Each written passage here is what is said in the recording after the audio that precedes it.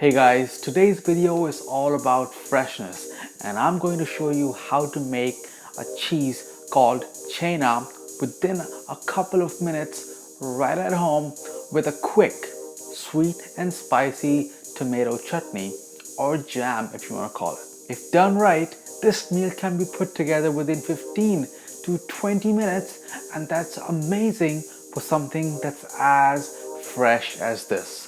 So let's get started and see how to make some homemade cheese. So let's start with the tomato chutney first. So in a pan, heat up some olive oil and then toast a bit of cumin seeds for about 30 seconds. Then add in some green chilies and toast that as well. You don't have to use green chilies, but if you want an extra punch of spiciness, then you can add that. Then add in all of your chopped tomatoes. Be generous with it because it's going to reduce so much and we're not adding anything else. No onions, no water, just tomatoes. And when the tomatoes start to break down, add some salt to help break them down even further and then add some sugar in there as well. And then give it a good mix along with a pinch of degi mirch. Degi mirch helps to add a lot of color, and again, if you only want it to be sweet with a little bit of savoriness, just forget about degi mirch or green chili. But degi mirch in itself is really not that spicy and basically helps to add lots of color. Give that a good mix and then taste it. If you need it to be spicier, add more spice. If you need it to be sweeter, well, add more of your sugar. You can use honey instead as well, or any other of your preferred methods of sweetening. Now once the tomatoes have reduced all the way and it's nice and thick like a chutney, like a jam, then you can just take that out, set that aside, and let's focus on our cheese now. And by the way, once you become a pro at both of these recipes, then you can make it at the same time, side by side, and that way it'll be ready in about 15-20 minutes max from scratch. Now you want to heat up your milk in a saucepan just like this one. You may have to use a bigger one depending on how much you're making, and then just gently bring your milk to a boil. You want to use homogenized milk, the freshest full fat milk that you can find. So if you can find it directly from the source, directly from the cow, from the buffalo, then that's the ideal situation.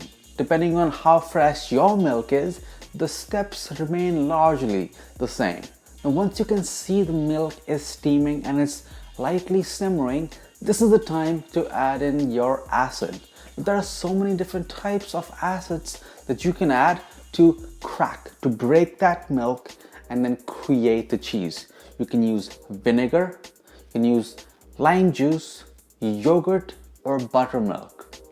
My preferred method is to use buttermilk because I can easily find that at the store as well. And when I have leftover buttermilk, I make some pancakes, which is perfect. So I'm gonna pour in my buttermilk into that pan and then the difference comes. So if you have fresh milk from the cow, from the buffalo, from the morning, then your milk is gonna split immediately and start to create the cheese. And you won't even have to have the stove on.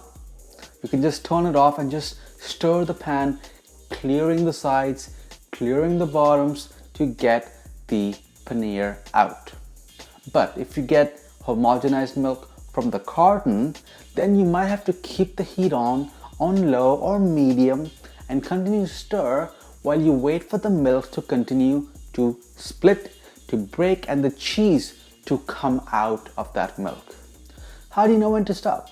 Well, eventually the milk will completely split up and you can see the solids, the cheese separately, and the liquid, the water, separate as well.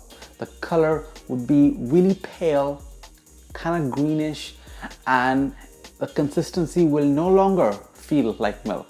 It'll feel more like water because it's so much thinner without the milk solids. At this stage, I like to take the pot off the heat and put a cover on it. Just let that sit. Any other paneer, any other cheese that's left to come out, it will come out in about 15-20 minutes, and then just have your strainer ready. In this case, we do not need to use a cheesecloth because this is the paneer before the paneer. All you have to do to make paneer, which I'll show you in a video really soon, is to use a cheesecloth to get the excess moisture out. But in the case of chena, it's the moisture that gives it that flavor, that texture that we love, that creamy consistency, and that's why it's so quick to prepare. And now, all you have to do is serve it with your tomato chutney from earlier, your fresh chena, and some buttered toast. This meal is such a classic in our household, and this is just a recreation of my interpretation of this awesome meal. The tomato, sweet and spicy with the creamy fresh cheese, which is so hot, and a buttery toast. You have to try it if you haven't tried it. If you live near a farm or if you own a farm, it's the perfect opportunity for you to try to make fresh cheese at home because it's just that easy. So tell me in the comment section down below, have you made cheese before? And if not paneer, what else have you made? I know I always have wanted to make mozzarella, and for that I need an enzyme called rennet.